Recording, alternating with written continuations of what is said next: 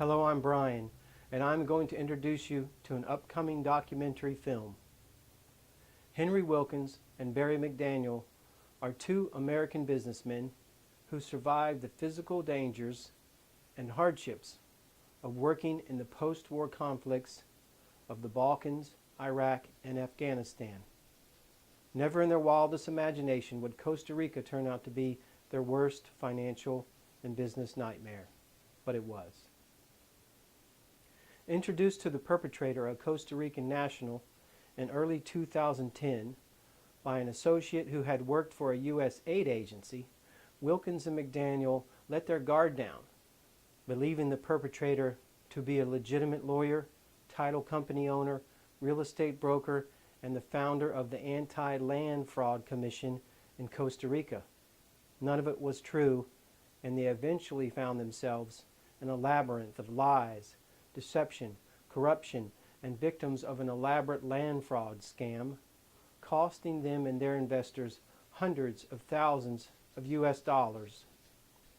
Once the scam was uncovered by Wilkins and McDaniel in late 2012, the perpetrator told them both they would never get any cooperation from the judicial system in Costa Rica to prosecute him. The police feared him, he said, and they would be imprisoned in Costa Rica if they saw any legal action against he and his company. They heard similar stories from many U.S. businessmen who had been scammed in Costa Rica. In most instances, when internationals are scammed in Costa Rica, they tuck tail and run home, licking their financial wounds, believing it to be too costly to pursue civil remuneration or criminal prosecution. Wilkins and McDaniel met with countless lawyers and law firms in Costa Rica seeking help to shepherd their case to the prosecutorial authorities. But each law firm sought exorbitant fees and said it would take 3 to 5 years before the perpetrator would be arrested, if in fact he did get arrested at all.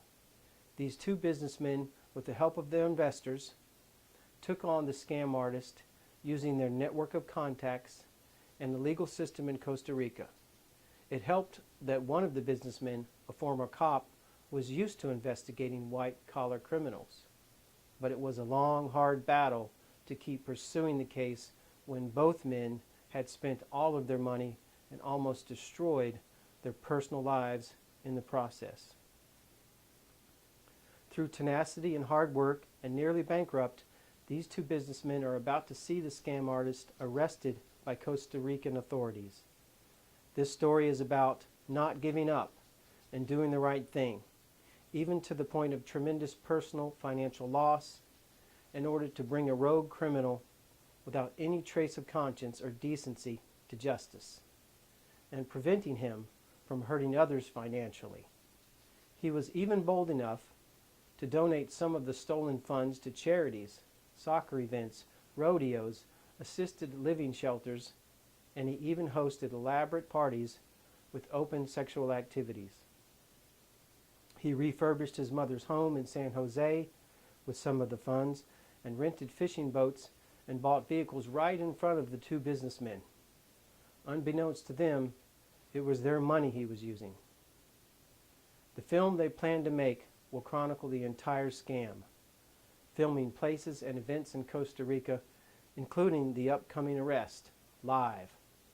This documentary will shockingly demonstrate to anyone doing business in Costa Rica that it is a shark tank full of opportunists that will say and do anything to get honest investors to part with their money.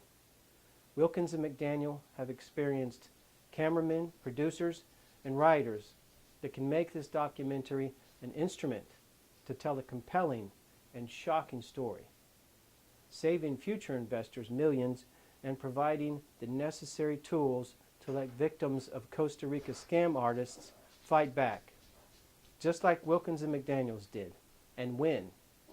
Thank you for watching and listening, and have a great day.